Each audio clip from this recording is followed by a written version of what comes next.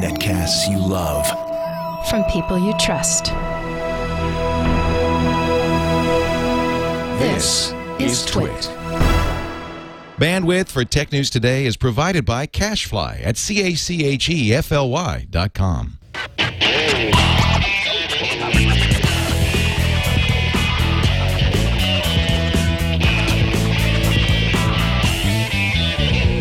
This is Tech News Today for Tuesday, September 27, 2011. Tech News Today is brought to you by Gazelle, the easy way to sell or recycle the used gadgets lying around your home or office. Don't just sell it, Gazelle it. Gazelle your used gadgets today at Gazelle.com. Welcome to Tech News Today. I'm Tom Merritt. I'm Sarah Lane. I'm Iyaz, Akhtar.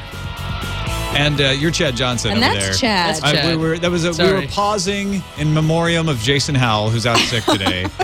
It's not really a memoriam. He's not dead. Yeah. You're right. We do recall he's just out that sick. there is a Jason. Joining us also today from Wired.co.uk, great to have Nate Lanxon back with us. Hey, Nate. Hey, it's been a while. I know. Where you been, man? And for the first time in your new studio, actually.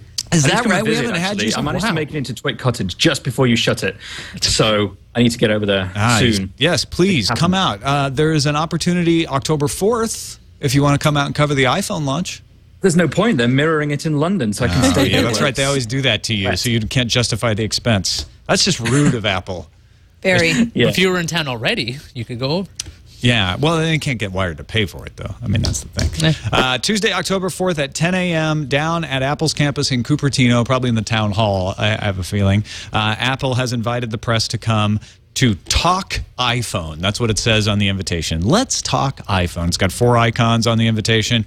There is a calendar with the 4th, the time, 10 a.m., the location. The Maps icon actually always has the Cupertino location, and a phone icon with a 1, because they've got one message to give you. It's all about iPhone. Although you can read the unofficial Apple web blog if you'd like a more numerological analysis of that. Also, the whole idea of a voice command possibly being included in the new iPhone. Yeah. 10.4. Let's go off of the fact here. 10.4. CB 10.4. radio. That's what I. That's 10.4, what. good buddy. I did not think of that myself. That was Dan Frommer that I read on Twitter, but I thought that was kind of clever. Dispense with these facts of October 4th at 10 a.m. Let's get into the. What does it mean? This is the iPhone. Let's get into some numerology. Let's get into some rumors. 2 of the rumors. One is that there's going to be built-in voice recognition that is so amazing that it has to have new hardware to run. So it won't run on your old iPhone 4. It'll only run on the new iPhones. Well, that's not entirely baseless because Apple bought a company called Siri that did a really great voice recognition software system. Sure, but Siri runs on my iPhone 4. Right, but this one's I've supposed got to be the app. This one's supposed to be good. Yeah. That's supposed to be the big difference, and it's supposed to be all over the operating system as opposed to just that one application. Right. And also a whopping 1 gigabyte of RAM would be put into the new iPhone. Out to the Vita, right? The Vita's only at 512. That's the gaming system where you have 1 gigabyte on a phone. That's pretty nice. I could see this, Nate, don't you think? I mean, they come out and they say, look, this iPhone is not that much different than the old iPhone, except it's got a gig of RAM, an 8-megapixel camera, and voice control that you can't get on any other phone. I think that's pretty different. That's pretty different. You know, one of the big driving factors by the iPhone at the moment is the camera. Look at what happened on Flickr. It's now the most popular camera, I think, uploading to Flickr. So that 8-megapixel camera can make quite a big difference to a lot of people. But I think what's interesting about this particularly is, aside from all the number stuff, is that someone was digging into the fact that it says iPhone. Let's talk iPhone. Not iPhones. Not iPhones. And Al Gore said, you know, iPhones are coming next month. And as we all know, he invented the internet, so he knows his stuff. So there's only one made in the world. Yeah. Let's talk about the iPhone that Tim Cook has, and that's it. And that's it, yeah. Apparently, Al Gore has set us straight. There will be more than one new iPhone in the world. They will make more than one. They won't necessarily sell. Yeah, shipping is different than we don't know. Yes, exactly. Anyway, yeah, go ahead. You know, the other side of this is that it could be the iPod Touch getting a 3G SIM. Well, yeah, and that could be an interesting 4GS. That's the other thing is they say let's talk iPhone, but they don't talk about iPod, which is usually the fall announcement. Do you think they're going to kill the Classic?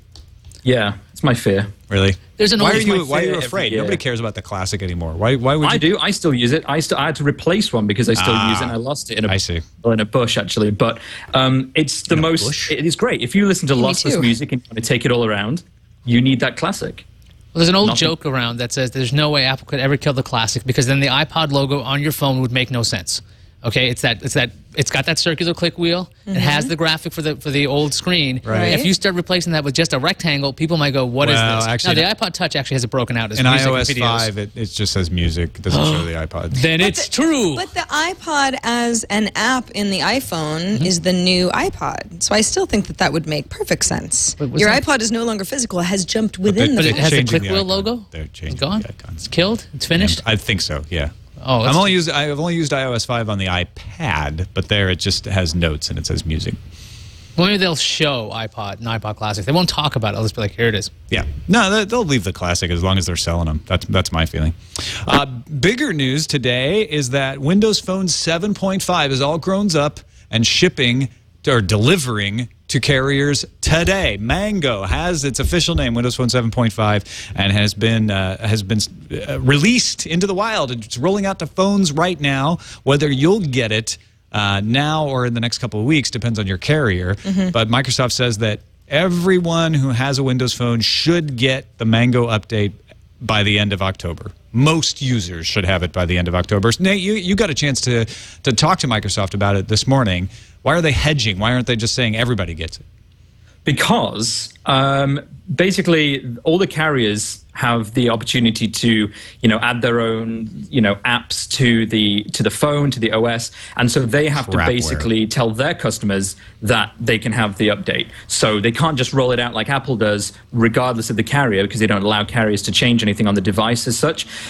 With Windows Phone, they do allow for a little bit of customizing, and just Orange in the UK, they ship with all the tiles are orange. On Vodafone, it's red. Little things like that take a little bit of time to just get right and push out. So they can't say it's all going to be available at the same time, which is a shame. But by the end of October, they said absolutely definitely. So I'm wondering if there's some kind of little agreement that says carriers have to make it available by the end of October. Oh, so they say by the end of October they'll be there. Yeah, by the end of October. Even they'll all you, be AT&T. there.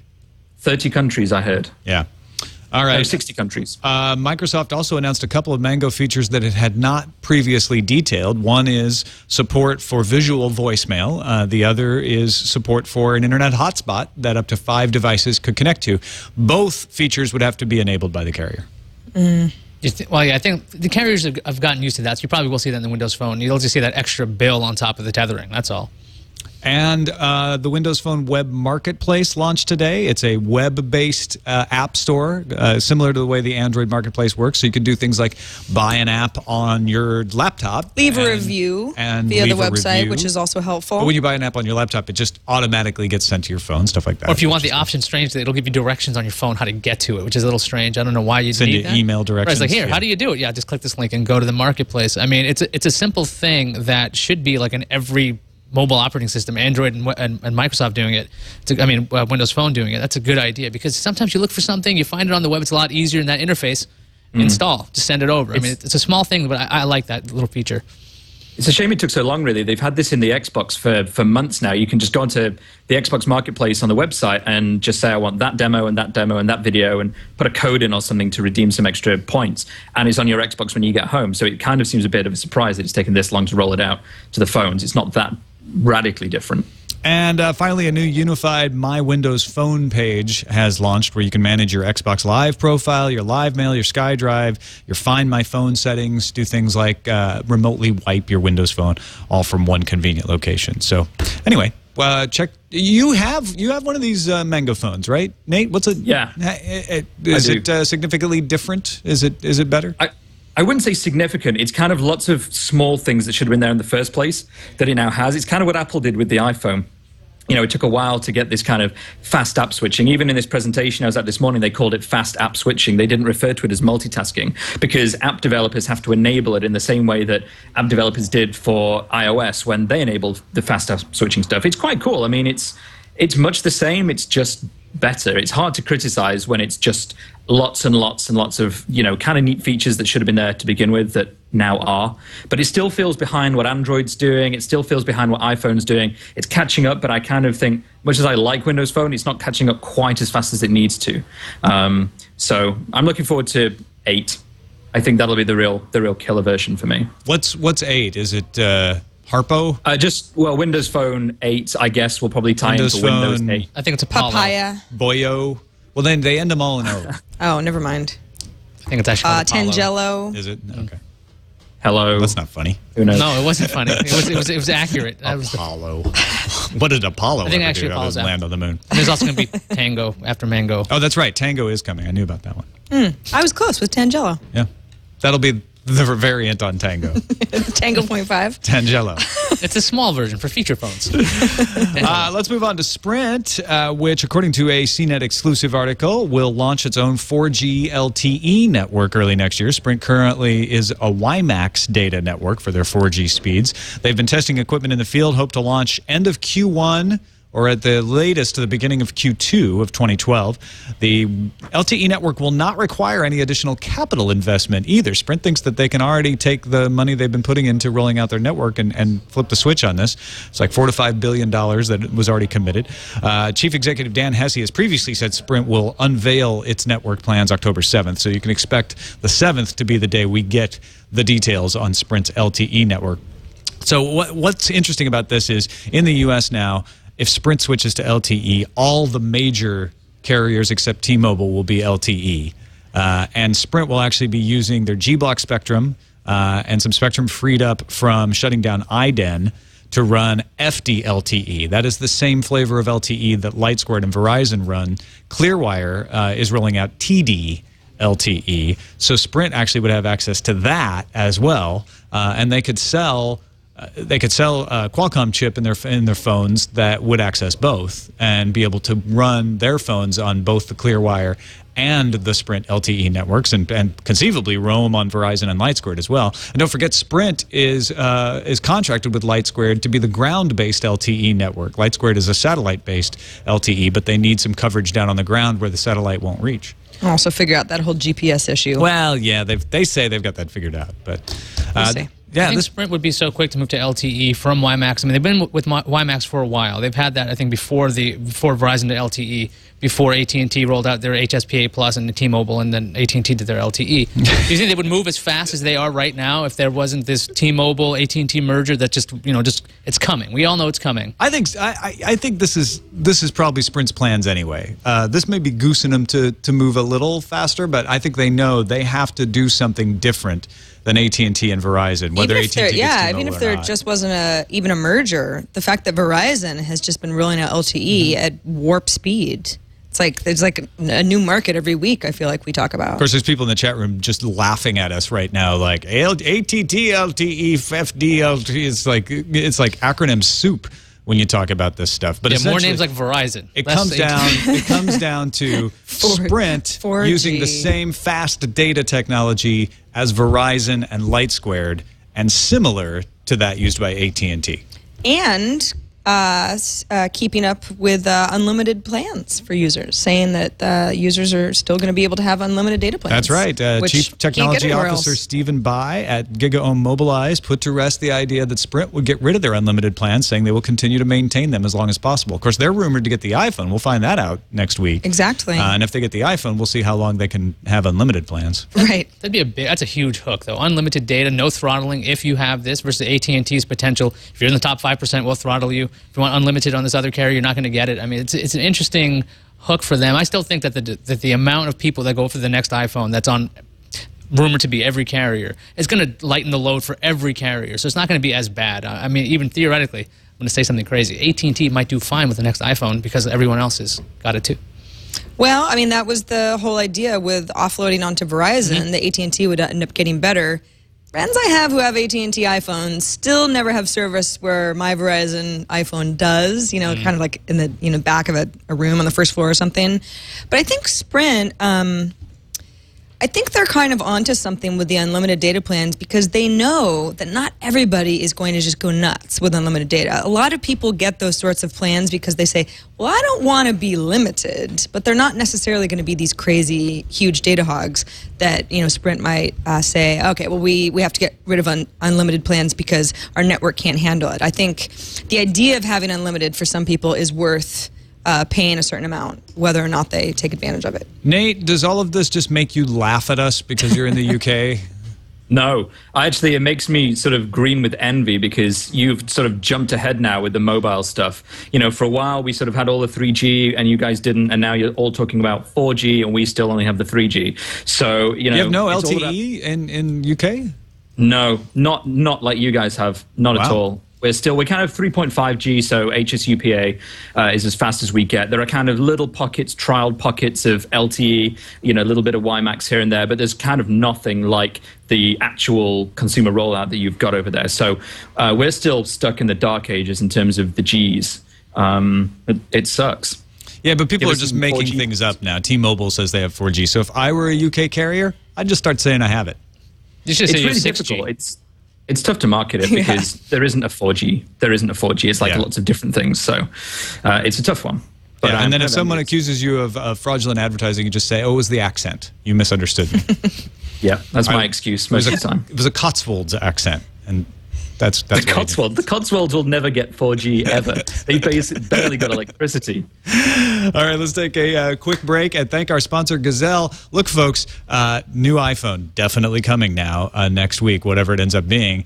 Probably tomorrow morning we're going to hear about an Amazon tablet.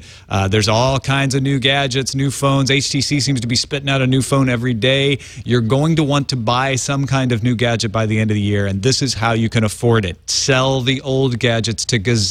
You get your money with no hassle. Go to the website. Type in the name of your gadget. They have over 200,000 unique items in their catalog that they're buying. They buy MP3 players, smartphones, ebook readers, laptops, cameras, game consoles, GPS devices, video games. Find out how much they'll pay you for it. And if it sounds good, you can print out the label and send it off to them right away. Or if you don't have a box to put it in, you can actually have them send you a box. You print out the label, put it on there, and they can pay you by check. They can pay you by PayPal. They can pay you by Amazon or Walmart gift card. In fact, you get a 5% bonus with an Amazon gift card, so you might want to look at it that way if you shop on Amazon. Or you can actually ask Gazelle to donate the value of your gadgets to the charity of your choice. MacBooks you can get from $41 to $265 right now. Kindles or Nooks going for $28 to $66. And the best part is you get your money as soon as they get your gadget. So go check them out right now, Gazelle.com. See how much your gadgets are worth. Let Gazelle get rid of them for you and give you some money back. And you know, those iPhones, people, you know, they're only going to be able to accept so many iPhone 4s, so you might want to get in on that action early. I'm just saying. Check them out, Gazelle.com. We thank them for their support of Tech News Today. Let us talk about that Amazon tablet. Concord Securities analyst Ming-Chi Kuo detailed 3 new products that are expected to be announced tomorrow morning. A 7-inch media tablet codenamed Hollywood. That's the Amazon Kindle Fire we were talking about yesterday. Not much news there. Older OMAP 3 processor, 512 megabytes of RAM. They expect 3 million units to ship by the end of the year.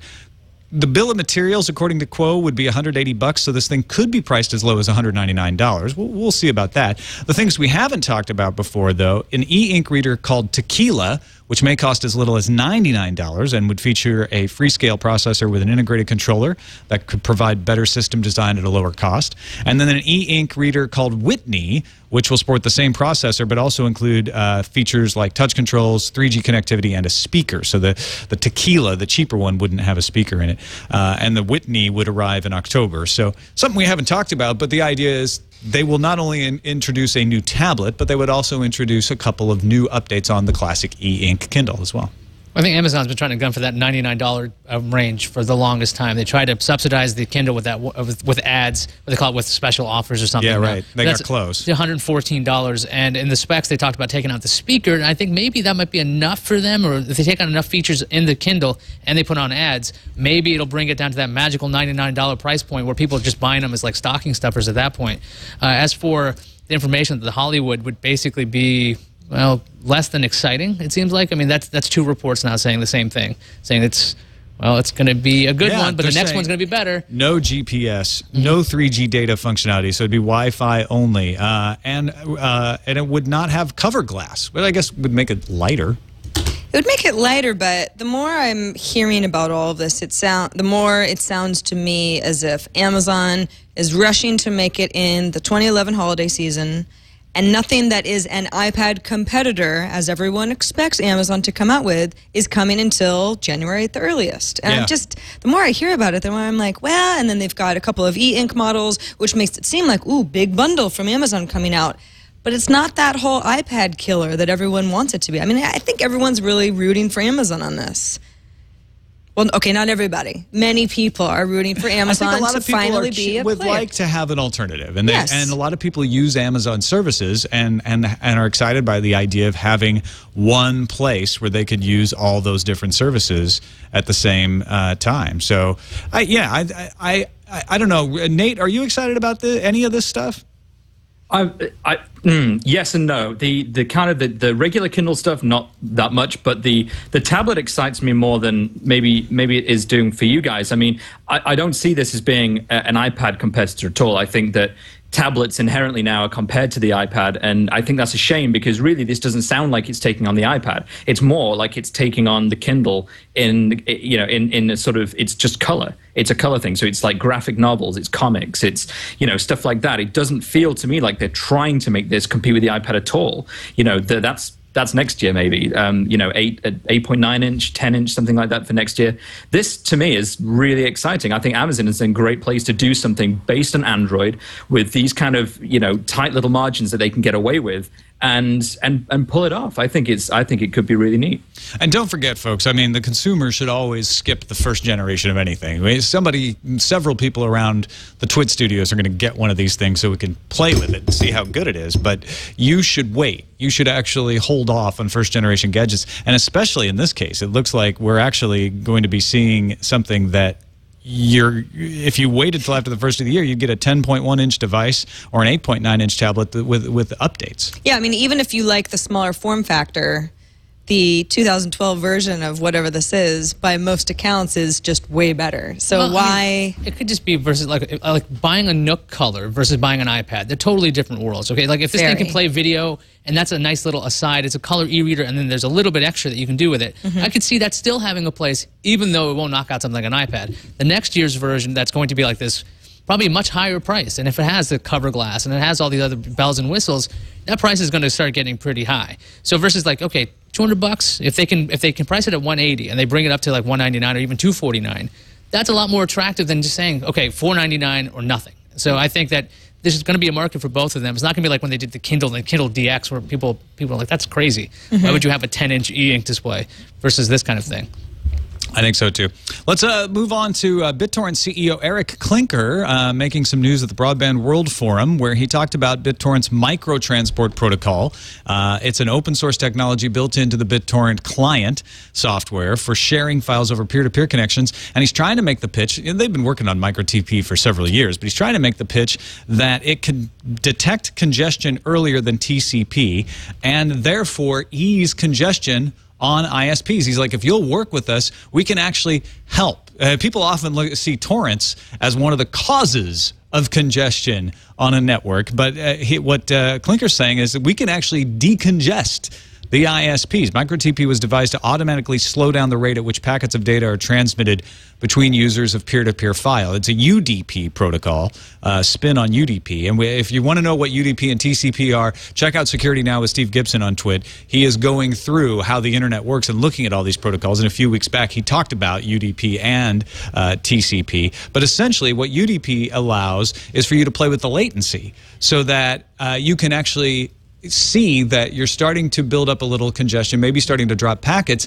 and it can increase the latency so that you're actually slowing down the transfer of the torrent without actually totally cutting it off and leaving a little more open for TCP, so your web browser would still be able to do the surfing, and it reduces the load on the network. Now, that's about as far as I understand it. If any network engineers out there understand how microTP works a little better, please write in. The only other thing I can add to that is it emerged from research at Internet 2. Everybody's wondering, well, what good is Internet 2 for?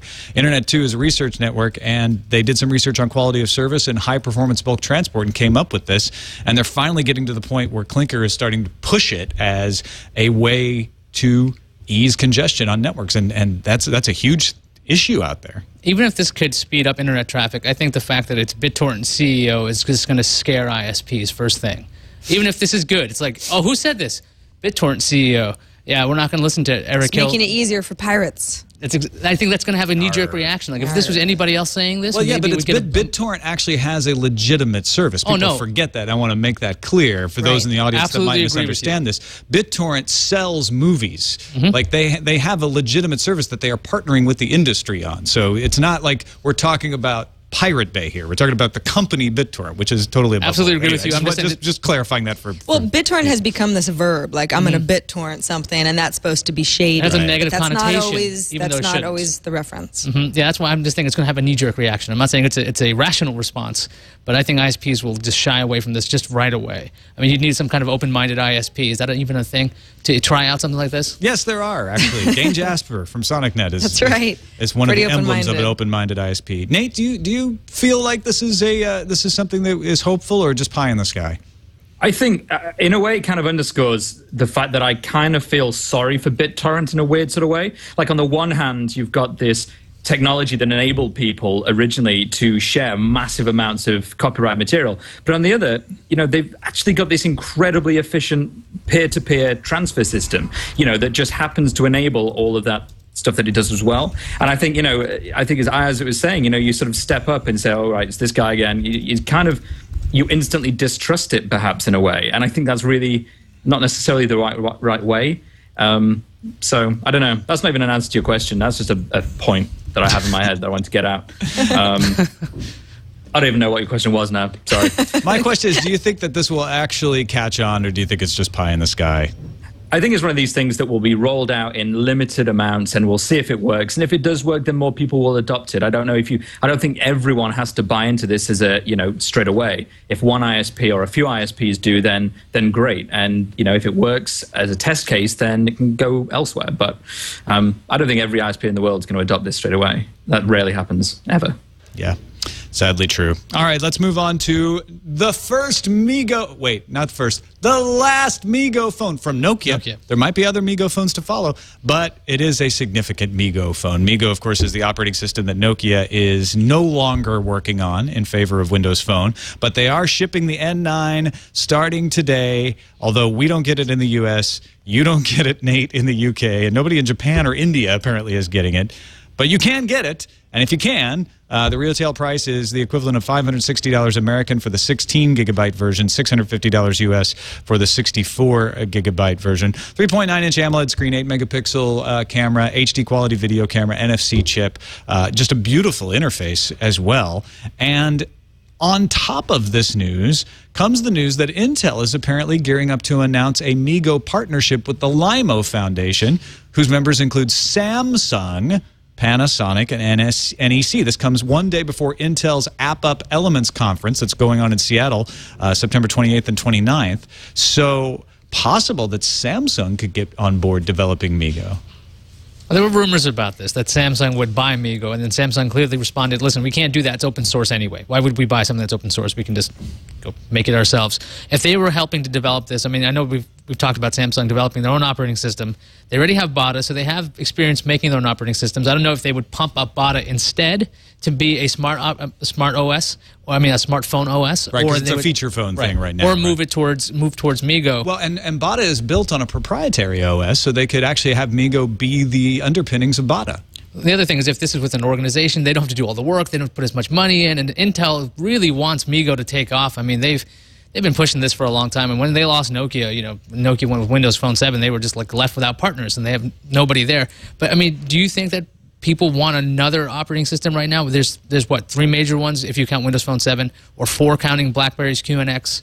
I mean, is there enough room in the marketplace for another smartphone, another set of apps that you develop as a developer? I mean, what's the point of this? Yeah, apps, I think, is probably the best part of that point, which is getting developers to develop for your platform is going to be tough. I think customers just want a good phone that has a lot of good apps and works well. And Samsung has indicated that they don't want to be tied to just one platform, and it's starting to become that way with Android. So it might be in their best interest to diversify so they're not under Google's thumb. Nate, do you see any hope for Meego in this? I've seen Meego on a netbook, and no one seems to have mentioned that Meego has run on a netbook, and no one seems to care about netbooks anymore, but it does make me think about tablets. and it's an easy way to differentiate yourself between all the Android tablets that are out there and the iPad, and it could be a really cheap way to kind of have a low-end competitor to the Android tablets that you pretty much have to stock if you don't stock an iPad. So I wonder if there's a kind of, a netbook future for Meego or an iPad, a tablet kind of future for it. As for a phone, I just don't see it. I think you're totally right about the whole app ecosystem. It sounds weird. 3 or 4 years ago, it didn't matter about an app ecosystem. It was just, is it a good phone, yes or no? Whereas now it's like, that's not going to be around for a year, so I don't care.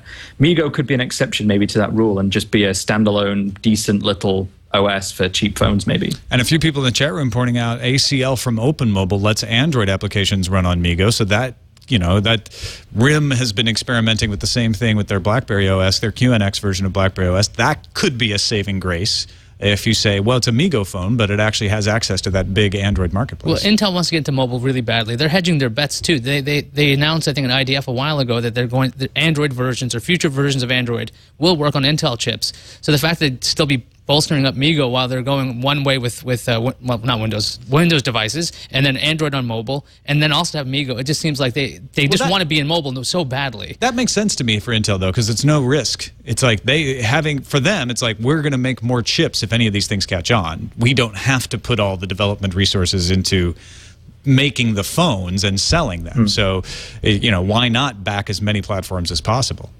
You know what? There's another side to this, which is Windows Phone 7 for Nokia. They have like a minimum set of physical requirements for phones. So you have to have things like, 800 megahertz processor or something like that, and a 5 megapixel camera and 4 gig of storage. There's only a certain limit to how low you can go with Windows Phone 7. So what if Nokia supported Meego or for below that, basically, to coexist alongside Symbian? I mean, that could work, right? Yeah, I could see that too. I don't think they're going to do that, though. No, neither do I, but it could work. It could work. They should hire you as a consultant and do that, is what I'm saying. But they can have that free. Yeah, there you go. See? Cheap and open source, but they still won't do it. All right, before we get to news views, just real quickly, TechCrunch reporting that HTC has fired another salvo in the patent war against Apple. The United States International Trade Commission has announced that it's instituting an investigation into Apple based on a complaint that HTC brought against it earlier this month. So this is an investigation. It doesn't mean that they're ruling on anything yet. It's just what ITC does whenever a complaint is filed. They either reject it out of hand or they investigate. In this case, they're saying, well, it's not such a bad complaint that we're rejecting it out of hand, so we'll look into it and get back to you. But yeah, HTC and Apple could be the next Samsung and Apple.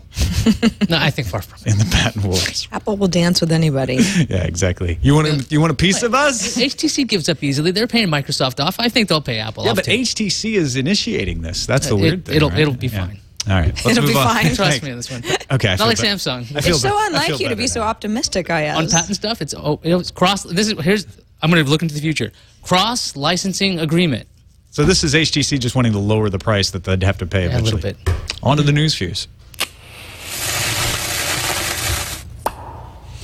Previously, we talked about OnStar tracking subscribers even after they canceled their service as a convenience for the canceled subscriber. OnStar announced today that, maybe that wasn't such a good idea. It's reversing its proposed terms and conditions policy changes and will not keep data connections for customers' vehicles after the OnStar service is canceled. So actually canceling your service will act as opting out of being tracked. What if I want to reconnect? That will be so inconvenient. It will be, I know. Oh, See, no. It's your own fault. You complained, everyone. An Intel spokesperson says that current Thunderbolt ports on Apple computers will be able to handle future faster Thunderbolt cables. The current gen of Thunderbolt cables use copper, which limits its speed to 10 gigabits per second, but fiber optic cables are expected next year, which should bring speeds all the way up to 100 gigabits per second. So you won't need to update your MacBook Pros just for faster Thunderbolt, which also makes sense. You'll have another reason to This do is that. a sensical news for you so far.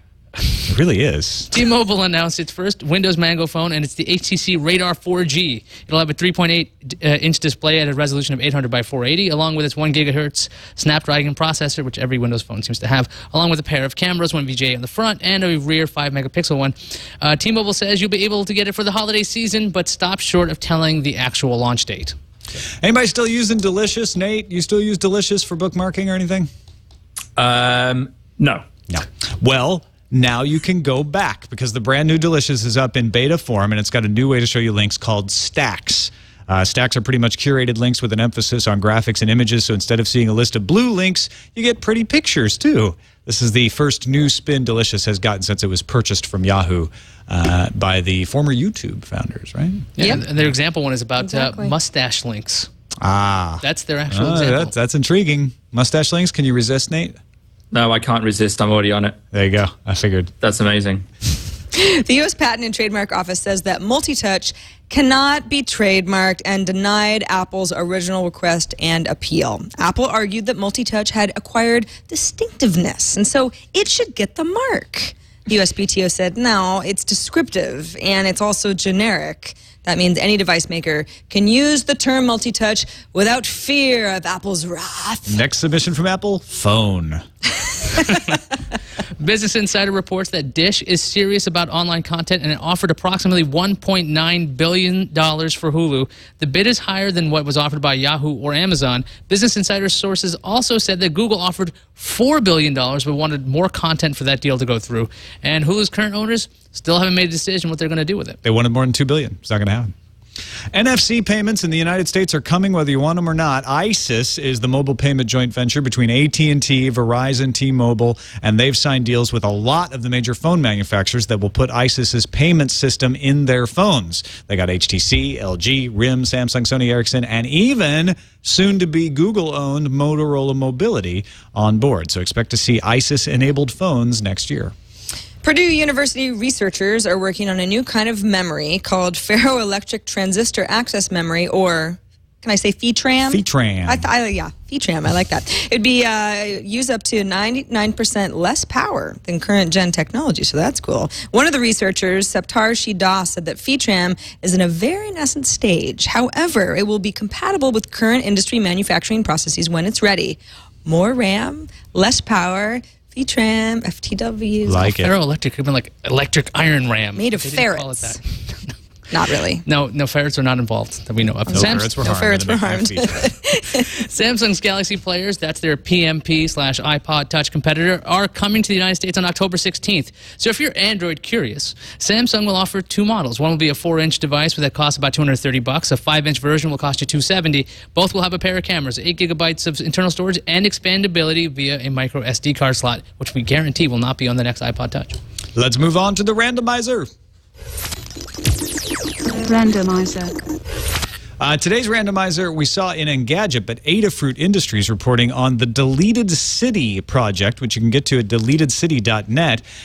It is taking the 650 gigabyte archive of rescued GeoCities data after Yahoo got rid of the GeoCities website construction service that had been around since the early days of the web, and they've turned it into a big visualization where you can explore what they call digital archaeology of the World Wide Web as it exploded in the 21st century. I got to go in here and see if my GeoCities sites are representative. It's unclear when or if folks will actually be able to try it out for themselves, so I'm going to have to wait. But you can take a guided tour in a video and see what GeoCities looks like when imagined as actual cities.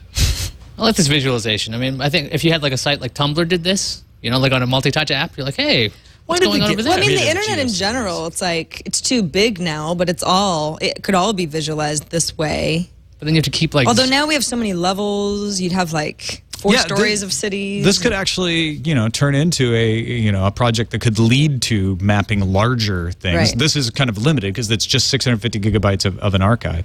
Well, and also they think the world is flat, and we know now that that's not actually true. Let's teach the controversy, Sarah.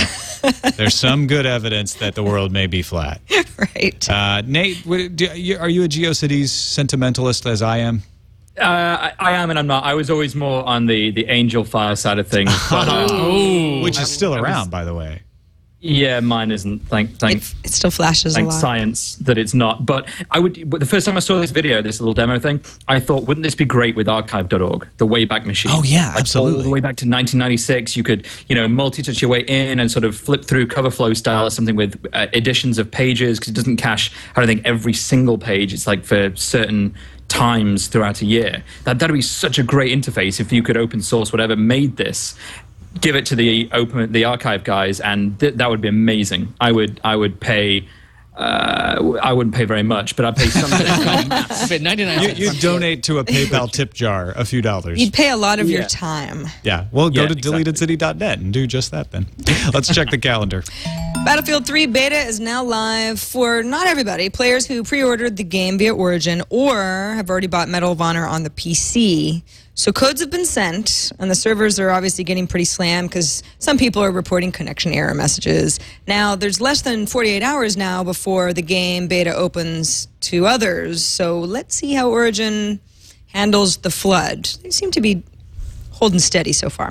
The Glitch game is also launching today. If you're not familiar with Glitch, it's a puzzle game. It's a web-based social game that's built on sending you as the player back billions of years to basically to recreate a more optimistic future than the world that we're living in now. Yeah, think of the mechanics of World of Warcraft, but no battles, no wars. Yeah, in fact, they specifically stay away from anything that's battle or violent and that sort of stuff. It's neat. I've actually been part of the closed beta, so it's actually been around for months, and they've been letting people test it a little bit. Built by Stuart Butterfield and his team. He's the co-founder of Flickr, and it's visual. It's neat. Tom, you've been playing around with it a little bit too. Yeah, I've been playing around with it. I haven't gotten addicted to it, but I do Yeah, enjoy that's it. the problem I have too. It looks really great. It's a problem, not being addicted. Yeah, you got to be addicted these days because we have so many. If you don't so have to many other restrain games yourself that from playing a game, it's are not doing its job. addictive.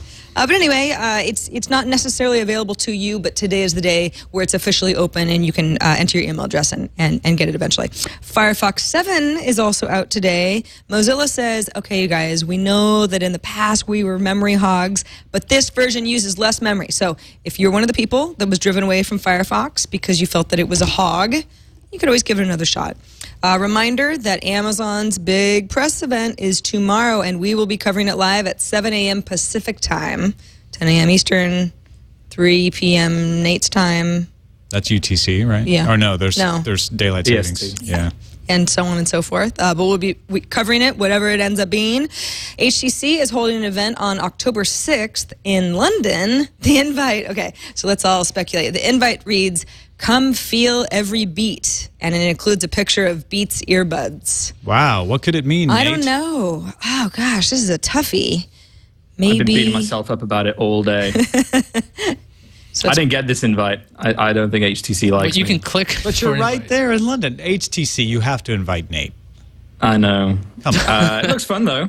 They've Yeah. got some guy called Grand Freddy or whatever playing. He's not my cup of tea because he doesn't play drums, but Well, he Dre seems ought to pretty show cool. up, too. Yeah. Yeah, Nate Dogg, that'll be me. Yeah, it's some sort of Beats audio related. All right, let's move on to incoming. Email from George Wood, a.k.a. Radio Wood, says, regarding your discussion in Monday's program, my iPhone has been my radio ever since I got it, and I'm a radio person, listening all the time.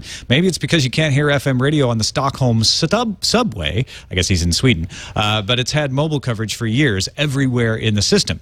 No matter where I am, I can switch between Swedish radio, the BBC, and my favorite podcasts. And, of course, this is the great leveler on my iPhone. TWiT and the BBC are the same. This goes back perhaps to something you've mentioned before. Anyone can toss together a blog, but what we've learned is that it is nice to have professionals choose and write the stories. You call this curating, I'd call it editing. So as a Bay Area expat, I don't want to look at just a list of video stories at a website. I want a nicely edited newscast, just like I like the way you select and tell me about the tech news. Oh, that's very nice of you to say, George. Thanks, So George. yeah, he's saying, look, I'm doing this because I've got the coverage to do it, Right. and I rely on professionals like the BBC and CBS Radio to curate stories for me. So there's still a need for that. Good perspective, George. Thanks for writing in. Next email from Brendan from Pennsylvania, PA. I was thinking about Amazon's approach to the tablet release. Right now, everyone believes that the new Kindle is intended to compete with the iPad. I believe that the new Kindle needs to do what it needs to do is increase the Amazon experience, and it'll just be successful by default. Everyone else is making tablets that are aimed at being the iPad killer. Amazon cannot do this just by making a tablet. All they need to do is make a device that complements their services, which are already really good. If they try to make an iPad competitor, they're going to be on the wrong track. They've already proved the classic Kindle can do well in a tablet world. I think they're making a classic Amazon customer-centric move, keeping it simple with the upcoming device. That in itself is ironically very Apple-like. Yeah, I mean, I think we all kind of agree that that's what Amazon's strength is their already very successful service. Yeah, I agree. I mean, I think Amazon will try to keep this focused on their services, and that's how they win. Of course, the hardware's got to be good enough to support it, and that's starting to sound a little shaky. But we'll see tomorrow. Anything else to add, Iyaz or Nate? I could be contrary and say, no, they will come up with the most complex system that doesn't work at all, but that doesn't sound like Amazon. Doesn't make any sense, does it? Yeah. How about you, Nate? No, I think it's spot on. It's not an iPad competitor. It's a color Kindle, basically. Yeah, think of it that. Well, it's all about how people end up thinking about it. They may think of it as an iPad competitor no matter what Amazon wants. See, that's the thing, is there was so much hype. It's Amazon's finally, they're the only company that can bring Apple down. And so to draw the comparisons right away, well, we'll see. We'll see tomorrow. They just could coexist. Thanks to everybody who submitted stories on our Reddit, technewstoday.reddit.com. 2,570 Tech News Today readers. Join them. Go over and submit some stories like Fatha did, or CompFixer87, or SciSpud, or Draconos, or CZESIU, which is some sort of combination of Czechoslovakia and Southern Illinois University. How do you say your username? Send us a pronunciation guide. And thanks for submitting the DirecTV story. And thanks to everybody who submitted stories and votes them up or down at technewstoday.reddit.com. Nate Lanxon, great having you back on the show. Let folks know about what's going over there at Wired UK and where they can find your work. Well, I think the main thing would be to, I'd love you to check out our podcast. We have a weekly podcast, the wired.co.uk podcast. It's on iTunes. If you search Wired UK podcast, obviously, and there's a podcast button on wired.co.uk. It's once a week. That's pretty cool. Seems to be getting some good reviews. It's been going for about a year now. So that's how that's going. And I'm on Twitter, obviously. Nate Lanxon. Never heard of it. Yeah. It's quite good. It'll change the world. Sounds like TWiT. I wonder how it's different. We should sue them. Yeah. Yeah. Nate Lanxon, NateLanxon. Thanks, buddy. It's great having you back on the show. Thank you very much. It's good to be in the new studio for the first time. Thanks. Yeah, it's good to have you. twit.tv/TNT is our website. Go and find us there. You can also email us, tnt@twit.tv, or give us a call. Our phone number is 260-TNT-SHOW. Scott Johnson joins us on the show tomorrow. We'll see you then.